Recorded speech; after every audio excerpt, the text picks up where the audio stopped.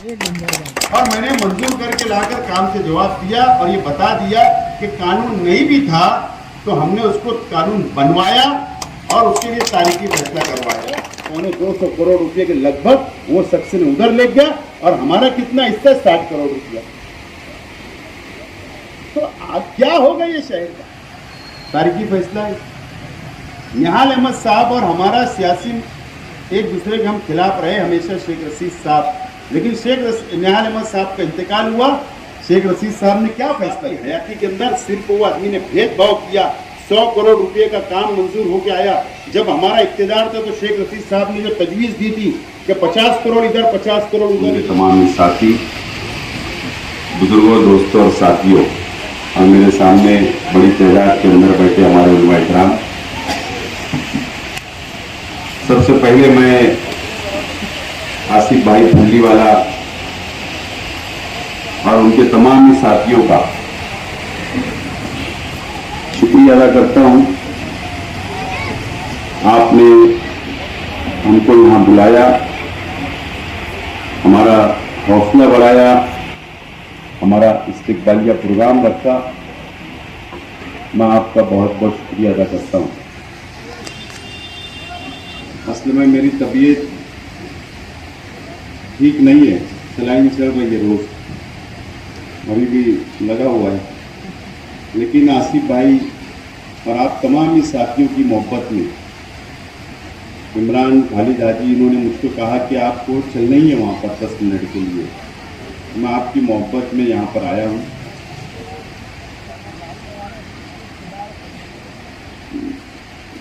मौलाना नासिर जमाल साहब ने आपको पूरी तफसील बताई। सोलार पैनल, सोलार सिस्टम 110 मसाजिद व मदरसे पर इंशाअल्लाह 10 अक्टूबर से हम लोग इब्तिदा करेंगे और 110 मसाजिद के अंदर, मदरसे के अंदर उसकी फिटिंग की शुरुआत करेंगे इंशाअल्लाह। सबसे पहले आपको खुशखबरी देता हूं और उसके अंदर जो शरायत हमने रखी है, मैंने ऑफिसरान से, मालेगांव शहर के PWD ऑफिसरान से कहा था कि उसमें शरायत ऐसी रखी है आप कि कोई बड़ी कंपनी उसके अंदर आए और 5 साल का मेंटेनेंस, अगर उसके अंदर कोई दुरुस्ती हो गया, कोई फेल हो गया, कोई दुश्वारी आ गई, तो 5 साल कंपनी ने मुफ्त में उसका मेंटेनेंस करना चाहिए। ऐसी शरायत उसके अंदर रखी और उसी तर्ज के ऊपर वो प्रोसीजर, कानूनी कार्रवाई आगे बढ़ रही है। महाराष्ट्र की तारीख में मैंने कई जगहों पर ये बात कही, महाराष्ट्र की तारीख में पहली मर्तबा हुकूमत ने GR में तरमीम की, अमेंडमेंट की मेरी डिमांड के ऊपर, और उसको आगे बढ़ाने का काम अजीत दादा पवार साहब ने किया। और अजीत दादा पवार साहब ने अपने खुसूसी फंड से, उनके डिपार्टमेंट के फंड से, फाइनेंस डिपार्टमेंट के फंड से, प्लानिंग डिपार्टमेंट के फंड से 5 करोड़ रुपया सिर्फ और सिर्फ मालेगांव शहर के मदरसा व मस्जिद के लिए 5 करोड़ रुपया सोलार फिट करने के लिए उन्होंने मंजूर किया। ये तारीखी फैसला है। अब इसके बाद चाहे महाराष्ट्र के कोई भी मदरसा हो, मस्जिद हो, जिन लोगों को भी ये प्रोसीजर को आगे बढ़ाना है, इसी रास्ते से उनको गुजर के जाना पड़ेगा और वो भी पूरे महाराष्ट्र के अंदर लगवा सकते हैं अपनी कोशिशों से। हमने रास्ते खोल दिए और कई साथी हमारे हैं, कई उलमा हैं, कई ट्रस्टियान है, मस्जिद है, बार बार शिकायत लेकर आते हैं कि जब से पावर कंपनी आई है, मदरसे का इतना बिल आ गया, मस्जिद का इतना बिल आ गया, तो हम ये कहाँ से भरेंगे। ये बात हमारे अपने सामने थी और मैंने मालूमात लिया तो हमारा गैर मुस्लिम दोस्त है, उसने कहा कि सोलार फिट करेंगे तो ये हमेशा का जो टेंशन है बिल का वो खत्म हो जाएगा, वो दुश्वारी खत्म हो जाएगी। और फिर मैंने इसको प्रोसीजर को आगे बढ़वाया और आज आप देखिए कि 25,000, 30,000, 40,000, 50,000 महीने का बिल आज लाइट का बिल आता है मस्जिद के अंदर, मदरसे के अंदर। और जो चंदा जमा होता है वो इकरार कितना जमा होता है वो मुझसे ज़्यादा आप लोग बेहतर जानते हैं। वो ट्रस्टियान परेशान रहते हैं कि कोई बिल भर दे हर महीने का, कि कहाँ से हम लोग उसका इंतज़ाम करेंगे। ये बात मेरे जहन में थी, मेरे पास शिकायतें थी और हमने इसको आगे बढ़वाया। अब सोलर पैनल जब हम फिट कर लेंगे, जब वो शुरू हो जाएगा तो बिजली का बिल 0 हो जाएगा और सोलर से बिजली तैयार होगी और वही बिजली मस्जिद में, मदरसे के अंदर इस्तेमाल की जाएगी और पावर का जो कनेक्शन है उसके अंदर से कोई भी बिजली का बिल नहीं आएगा। इस तरीके से इसका फायदा होने वाला है। मौलाना नासिर जमाल साहब ने कहा कि आप जब ये पैसे की बचत होगी तो आप उसका ऐलान करिए, रिक्वेस्ट करिए। मैंने मदरसा और मस्जिद महराजुल उलूम के अंदर जब मैंने तकरीर किया आयशा नगर में, तो मैंने वहां पर अपील की शहर के ट्रस्टियान से, जहां पर सोलर फिट हो रहा है, अपील की। मैं अपील कर सकता हूँ, इख्तियार मुझे नहीं है, बहरहाल इख्तियार ट्रस्टियान को है। यार जो पैसे की बचत होगी उसके अंदर इमाम साहब और मोहसिन साहब की तनख्वाह बढ़ाई, ऐसी मैंने अपील वहीं की है। और दोबारा मैं इस मंच से अपील करता हूँ कि इमाम साहब और मोहसिन साहब की तनख्वाह बढ़ना चाहिए। अगर पैसे की बचत हो रही है तो उनका ज्यादा हक उसके ऊपर है, ये मैं अपील करता हूँ। रहा सवाल गलत फहमियां, अजीब है हमारे शहर की सियासत, ये कहीं भी मुखालफत की जाती। पहले कहा गया कि ऐसी कोई सरकार का कानून ही नहीं है कि सोलार नहीं आएगा। ये शेख आसिफ धोखा दे रहा है, इलेक्शन सामने आ रहा है तो झूठ बोल रहा है, सिर्फ कोई लिस्ट जमा कर रहा है। ऐसा कुछ कानून नहीं है, ऐसी मुखालफत की गई।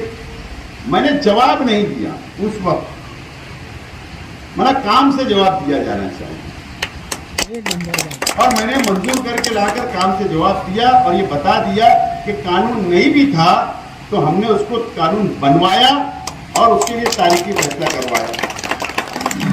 उसके बाद अलग अलग पोस्टों, अलग अलग अखबारात के अंदर खबरें आने लगी, वो तो सरकार का इंटरफेयर बढ़ जाएगा, सरकार अंदर आएगी, सरकार हिसाब मांगेगी, सरकार ऐसा करेगी। कहीं यूपी का हवाला, कहीं बिहार का हवाला दिया जा रहा है। आप बात को समझिए, यूपी और बिहार के जो हवाला देते हैं तो यूपी के अंदर अकाउंट में मस्जिद के, इमाम साहब के, मोहसिन साहब के, ट्रस्टियान के अकाउंट में सरकार रुपया पैसा भेजती थी, तनख्वाह का, वजीफे का, सहूलत का। इसके लिए सरकार वहां हिसाब लेने पहुंचती थी। लेकिन ये जो सोलर पैनल फिट हो रहा है, शेख आसिफ इतना बेवकूफ नहीं है। शेख आसिफ को समझता है कौन से रुपये को हाथ लगाना और कौन से रुपये को हाथ नहीं लगाना सरकार के, कौन सी स्कीम लाना चाहिए और कौन सी स्कीम नहीं लाना चाहिए, मुझको समझता है। ये जो फंड मैंने लाया हूं, बस ऐसा समझ लीजिए ये रास्ते का काम हो रहा है, बस ऐसा समझ लीजिए। फंड आया, टेंडर कॉल हो रहा है, भारी भार टेंडर, एक कॉन्ट्रैक्टर भर रहा है, कॉन्ट्रैक्टर आएगा, उसको फहरिस्त देंगे डिपार्टमेंट, फला मस्जिद फला मदरसे में जाकर सोलर पैनल फिट करके आ जाओ। वो फिट हो जाएगा, वो चला जाएगा। हिसाब कौन देगा? ठेकेदार को बिल मिलेगा, ठेकेदार के अकाउंट में चेक उसको मिलने वाला है, ऑडिट अकाउंट उसका होगा, वो उधर ही हिसाब देगा, उधर ही सब करेगा। ना हमने ट्रस्टियान का अकाउंट नंबर मांगा, ना इमाम साहब का अकाउंट नंबर लिया गया, ना मोहसिन साहब का लिया गया, ना चेडी कमिश्नर का सर्टिफिकेट मांगा गया, ना वक्फ बोर्ड का हमने रजिस्ट्रेशन मांगा। हमने आपसे कुछ नहीं मांगा, सिर्फ लाइट बिल की जेरॉक्स और एनओसी। मतलब भाई हम यहाँ लगाने से हम तैयार है, हमारी ना हरकत है, नो ऑब्जेक्शन। बस 2 कॉपी हमने जेरॉक्स से दिया और काम हो गया। बस ठेकेदार आएगा, लगाएगा और चला जाएगा।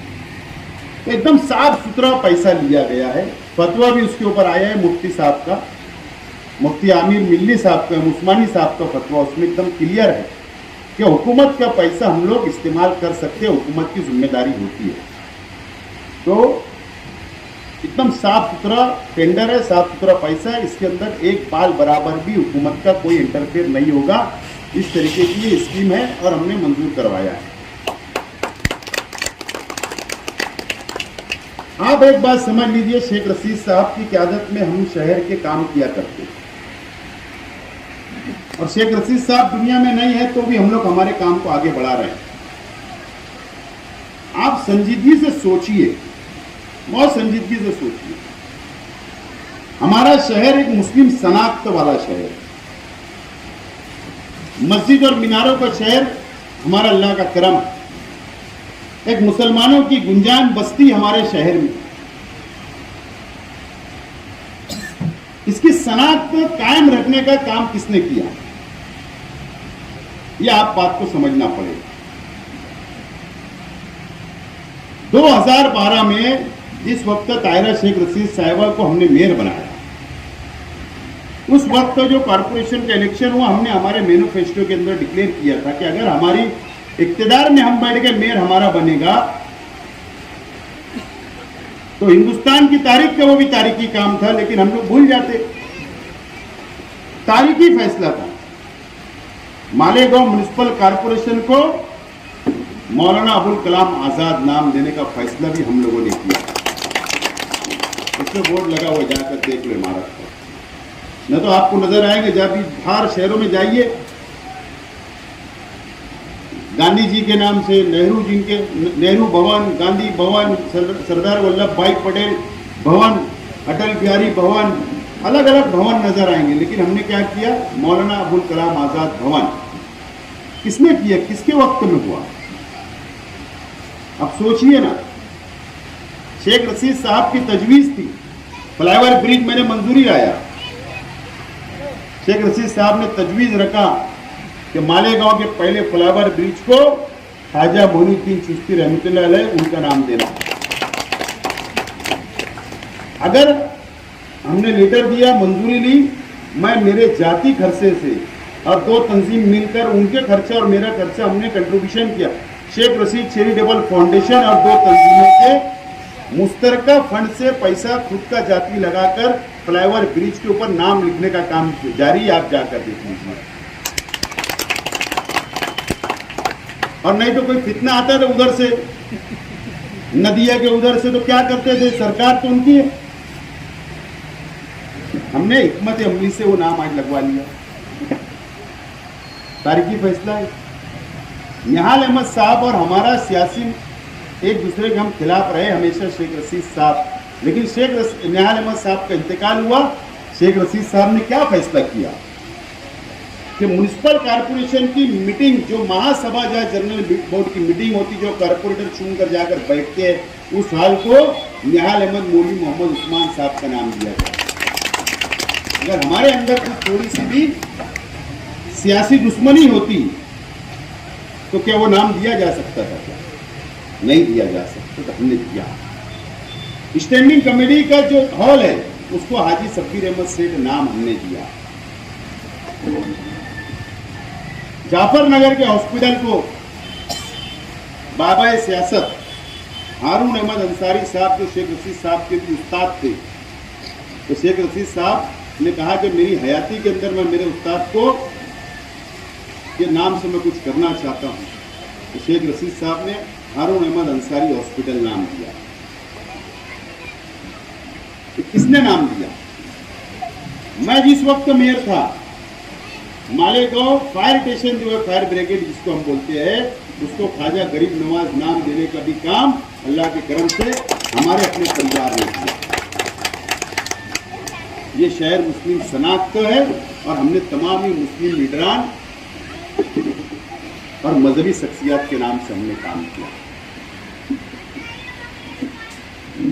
ये तमाम ही काम, या आप देखिए कि तमाम ही मसलक की ईदगाहों का वाल कंपाउंड की जब बात आई, उस वक्त तो भी मुखालफत हुई। चाहे आप महादी मिल्लत का वॉल कंपाउंड देख लीजिए, करोड़ों रुपया लगता है पैसा। इमाम अहमद रजा ईदगाह ले लीजिए, चाहे आप खलील हाई स्कूल वाली अहले हदीस ईदगाह ले लीजिए। हम लोगों ने, मैं खुद एमएलए था, मैंने फंड लाया, मंजूर किया, हमने वॉल कंपाउंड मुकम्मल करके चाबी उनको हाथ में दी। आज उसकी हिफाजत हो रही है। ये किसने ये काम किया? ये काम भी हमने किया। मुझे बताइए कि आपके पड़ोस के अंदर दत्तनगर है, दत्तनगर के अंदर उर्दू घर है। महाराष्ट्र की तारीख का सबसे खूबसूरत उर्दू घर बनाने का काम भी मेरे अपने वक्त के अंदर हुआ। और आज जाकर आप देखिए कि हमारी कौम की बच्चियां सुबह 8 से रात 8 बजे तक हमारे कौम के बच्चे वहां बैठकर स्टडी कर रहे हैं आला तालीम के लिए। तो कहा मैं चाहता तो 1000 खोली में बना सकता था, जगह थी, लेकिन नहीं। मैंने इस इलाके के अंदर इसलिए बताया कि मुजाफत की 2 बस्तियां यहाँ पर है, यहाँ के बच्चों को ज़्यादा उसकी ज़रूरत है। हमने हमारे इस इलाके के अंदर ला कर बनवाया उर्दू घर। महाराष्ट्र की तारीख में से उर्दू घर नहीं है। जाकर मेरा चैलेंज है, किसने बता दिया, शेख आसिफ सियासत छोड़ने के लिए तैयार है। उर्दू मीडिया सेंटर पूरे महाराष्ट्र के अंदर कहीं नहीं है। अल्लाह के करम से वो भी हम लोगों की देन है, हमने वो बना कर दिया। आप देखिए, अभी शेख रशीद साहब के नाम से 3 करोड़ रुपए का नीट सेंटर, नीट, अभी मैं मीटिंग करके आ रहा हूं। पहली जमात से 5वीं जमात, 5वीं जमात से 10वीं जमात, और 11वीं और 12वीं, और उसके बाद नीट, ऐसे आला तालीम कोर्स तक का स्टडी सेंटर, ट्यूशन क्लासेस का संग बुनियाद, जो 6 तारीख को था, मैं 12 तारीख किया उसकी, कि उसका थोड़ा काम बाकी था साफ सफाई का, तो हम संग बुनियाद रख रहे हैं शेख रशीद साहब के नाम से। एकदम इस्लामी तर्ज के ऊपर वो बनने जा रहा है। 8 कमरा उसके अंदर रहेगा, एक हॉल रहेगा जिसमें 250 चेयर लगेगी, ऑडिटोरियम रहेगा, बच्चे बैठेंगे ज्वाइंट, वहां पर लेक्चर होगा, बच्चे कौम के बच्चे आगे बढ़ेंगे। लेकिन उसमें खास बात ये होगी कि गरीब बच्चों के लिए नो प्रॉफिट नो लॉस के ऊपर हम लोग वो चला रहे, कोई मुनाफा हम कमाने वाले नहीं है। ये बुनियादी काम जो कौम के लिए, शहर के लिए, ये काम हम लोगों ने किया। और रोड गटर के तो मैं बताऊं तो रात गुजर जाएंगी। ये इलाका क्या था, मैं अभी वही बता रहा था। मैं इस्तेक चौड़े साहब, महमूद अंसारी साहब, इकबाल कव्वाल साहब, ये बैठे हैं जो 99 में शेख रशीद साहब जब एमएलए बने, तो मैं शुरुआत तौर पर सियासत के अंदर मैं तो मेंबर भी नहीं था, कारपोरेटर भी नहीं था। शुरुआती तौर में ये कुछ चुनिंदा वर्कर हमारे थे उस वक्त के, ये लोग साहब के पास आते थे कि बारिश आई, मुरुम डाल दो, बराबर ना। इस्तेक भाई, दयान भाई भी उस वक्त आ गए थे इधर। बोरिंग नहीं, पानी की पाइपलाइन नहीं थी। मैं खुद बोरिंग की गाड़ियां ले लेकर रात में 2 बजे 1 बजे आया करता था। बारिश के वक्त के अंदर मैं आके खड़ी मुरुम डालवाया करता था कि राहत मिले। लेकिन आज बताइए, ये वार्ड की अगर काया पलट हो गई तो ये किसकी देन है, ये तो आप जानते हो। ऐसे अनेक बस्तियों को डेवलप करने का काम शेख रशीद साहब ने अपने वक्त में किया, और हम लोग वो मिशन को आगे बढ़ा रहे हैं। ये शहर को बहुत संजीदा होकर सोचना पड़ेगा, ये शहर के अवाम को बहुत संजीदा होकर सोचना पड़ेगा कि आने वाले वक्त के अंदर इक़्तिदार किन लोगों को सौंपना चाहिए। तो दादा भूसे से हमारी कोई जाति दुश्मनी नहीं है, बस एक आदमी नाइंसाफी कर रहा है मुसलमानों के साथ, हमारे मुस्लिम बस्तियों के साथ, ये लड़ाई है। हम लोग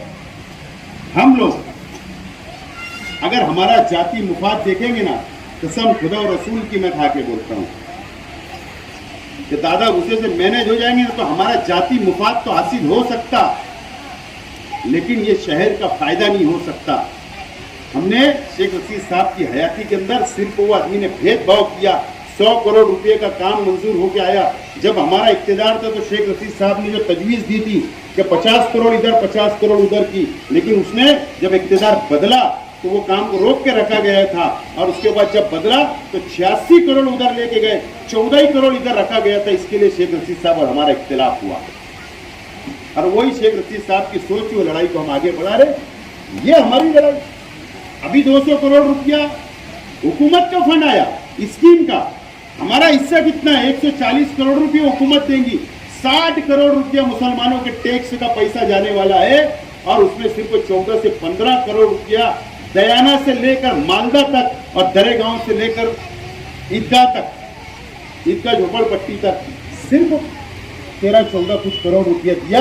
250 करोड़ रुपये के लगभग वो शख्स ने उधर ले गया, और हमारा कितना हिस्सा? 60 करोड़ रुपया।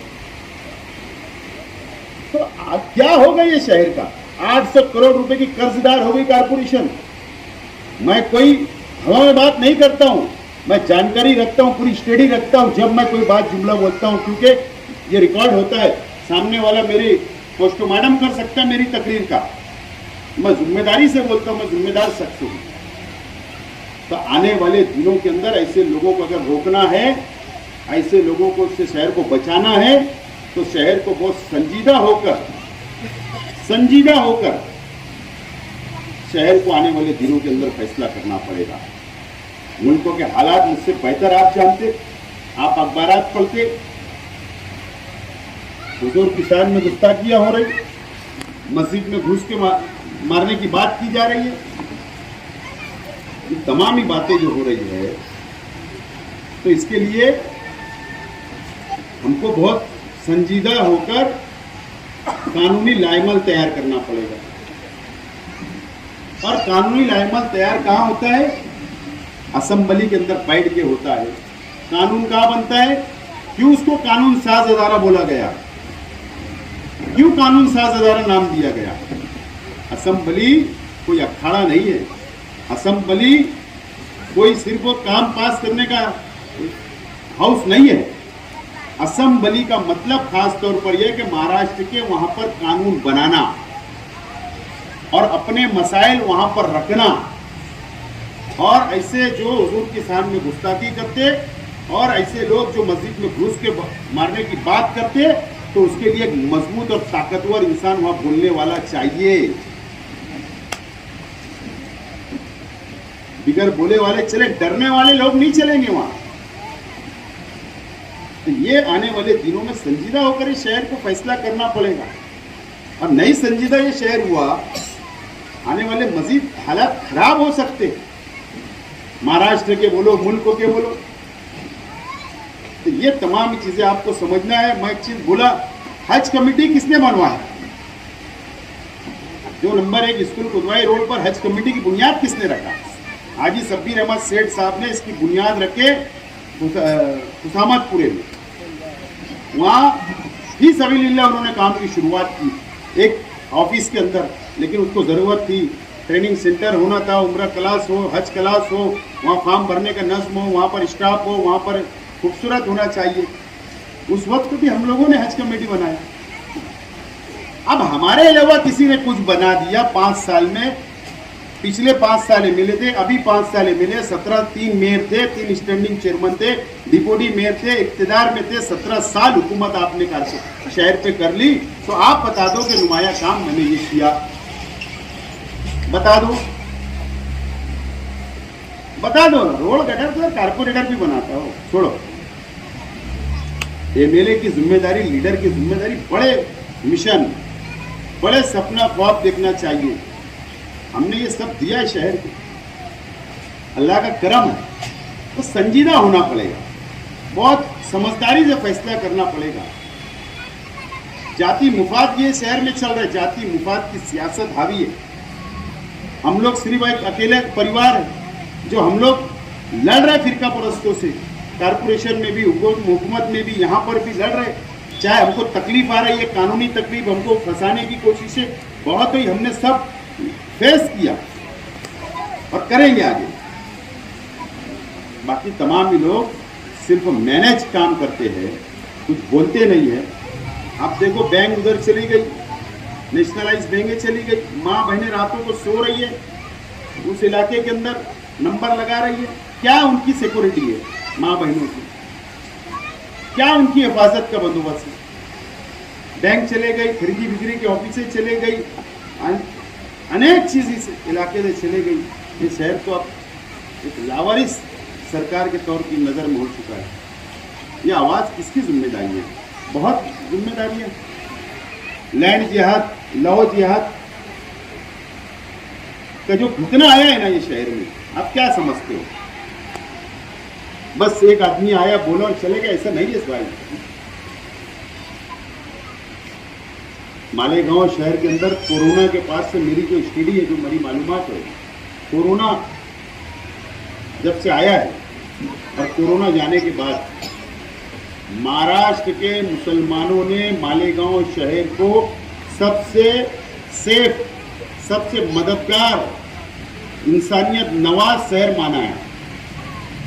कि कोरोना में हम लोगों ने हमारी जान की परवाह नहीं की, हमारे पड़ोसियों की जान बचाने के लिए, उनकी खिदमत करने के लिए ये जो भाईचारा हमने बनाया, इंसानियत, एक दूसरे के काम आए हम। तो मालूम है पूना, मुंबई, मुंब्रा, जलगांव, औरंगाबाद, अहमदनगर, इस इलाके की आवाम, इस इलाके के बड़े ऑफिसर जो अपनी फैमिलियां या कारोबार के लिए बाहर शहरों में लेकर फैमिली रहते थे, उन लोगों ने यहाँ पे प्लॉट लेकर, मकानात लेकर, बनाकर फैमिली को यहाँ शिफ्ट कर दिया और वो कारोबार के लिए वहाँ जा रहे हैं कि मालेगांव बहुत सेफ है, हिफाजत है यहाँ मुसलमानों की। तो आबादी कहाँ बढ़ रही है मुझे बताओ? मेरा सवाल है आपसे, कहाँ बढ़ रही है? नदी के उस पार तो नहीं बढ़ रही, नदी के इस पार बढ़ रही है। कहाँ? 40 गांव फाटा, चिक्कलवाड़, मालदा, दयाना। अब दयाना मालदा खत्म होते जा रहा है, अब दरेगांव, साइना और उधर हमारी आबादी जाएंगी। तो पता है लैंड जात का जो सोचा छोड़ा गया, जो फितना लाया गया, तो हमारे उधर लेआउट नहीं होना, मुसलमानों ने जमीन नहीं खरीदना, मुसलमानों ने लेआउट नहीं करना, प्लाट नहीं गिराना, कारोबार के लिए प्लाट नहीं करना, इसके लिए कानूनी बंदिश लाकर जाम करने का काम किया। आज जमीन वालों से पूछेगा आज मंदा है या नहीं? मंदा आ गया तो हमको जकड़ने का काम किया जा रहा है, हमको रोकने का काम किया जा रहा है। MIDC साइना में थी, इस 5 साल के अंदर दादा भूसे साहब ने MIDC को अजंग वलील में लेके चले गए। क्यों? कि अगर यहां MIDC कामयाब हो गई तो रोजगार किसको मिलेगा? बताइए मुझे। हमारे नौजवानों को रोजगार मिलेगा। क्या हुआ? ये रिजेक्ट, इसको खत्म कर दिया गया, जितनी है उतनी रहेगी। 500 एकड़ जमीन रिजर्वेशन थी, 500 एकड़ जमीन को और प्लॉट गिराने वाले थे मेरे वक्त के अंदर। उसके बाद इसको खत्म कर दिया गया, अजंग वलील में ले गया। क्यों? तो तुम्हारे बच्चों को रोजगार नहीं मिलना। ये कौन सोचेगा? मैं तो समझता, मुझे दिख रहा है, मैं समझ रहा हूं, लेकिन क्या दूसरों की जिम्मेदारी नहीं है क्या? क्या सिर्फ अपना जाति मफाद हासिल करना? क्या सिर्फ MLC के लिए, राज्यसभा के लिए MLA ने वोट देना? क्या करोड़ों रुपया लेकर 5 करोड़ रुपया ले लिए? तो बोलने का मतलब ये किसकी जिम्मेदारी है बताओ? वोट आप देते हो, किस वास्ते वोट देते हो? आप वोट असेंबली में देते हो, कारपोरेशन में देते हो, पार्लियामेंट में देते हो कि हमारा नुमाइंदा अच्छा हो, हमारे लिए आवाज उठाए, हमारे लिए मुसीबत ना बने, हमारे लिए फिरका परस्त ताकतें हमारे ऊपर मुसीबत ना डाले, हमारी हिफाजत हो, हमारे को सहूलतें मिले। ये सब जिम्मेदारियां होती। लेकिन क्या हो रहा है आप लोग जानिए, समझिए, सोचिए। जाने दिए शेख आसिफ कितना गुनहगार बंदा है, कितना शेख आसिफ नालायक होगा, कितना क्या करता, वो छोड़ दीजिए। लेकिन मेरी सलाहियत तो कम से कम देख लो और सामने वाले की सलाहियत देख लो। इतना देखकर भी तो हिसाब कर सकते हो कि किसके हाथ में क्या देना चाहिए, इख्तियार किसके हाथ में देना चाहिए। ये तमाम ही चीजें आप लोगों को समझना पड़ेगी, शहर के आवाम को समझना पड़ेगी। देखो इलेक्शन हार और जीत है, 2 पहलवान दंगल में रहेंगे, एक को हारना एक को जीतना है। चाहे कोई भी खेल बोलो, या कोई भी जमहूरी मुल्कों के अंदर हार जीत है। लेकिन अगर मैं हार गया खुदा ना खास्ता, तो मेरा क्या होगा या मेरे परिवार का कुछ नहीं होगा। हम लोग, अल्लाह ने हमारे को सब चीजों से नवाजा, हम आराम से जिंदगी गुजार सकते हैं। लेकिन ये शहर का मुस्तकबिल, ये शहर के गरीबों का मुस्तकबिल, ये शहर के नौजवानों का मुस्तकबिल, माँ बहनों का मुस्तकबिल और ये कौम का, ये शहर का मुस्तकबिल कौन देखेगा? आप नहीं सोचेंगे, बोलेंगे अपने को क्या करना है, फिर कौन सोचेगा? फिर एक पीढ़ी चले जाएंगे, फिर वो बोलेंगे अपने जाने दो, फिर कौन सोचेगा? जाहिर सी बात है, फैसला सोच समझ के करना चाहिए। ये मुझे बहुत तफसील आज मौका मिला, बहुत दिन बाद इस इलाके के अंदर, तो मैंने पूरी तफसील ये शहर का मैंने खाका आपके सामने रखने की कोशिश की। मुख्तसर में, बहुत मुख्तसर में मैंने पूरा खाका पेश कर दिया है। आप लोग फैसला अच्छा कर सकते हो, समझदार हो।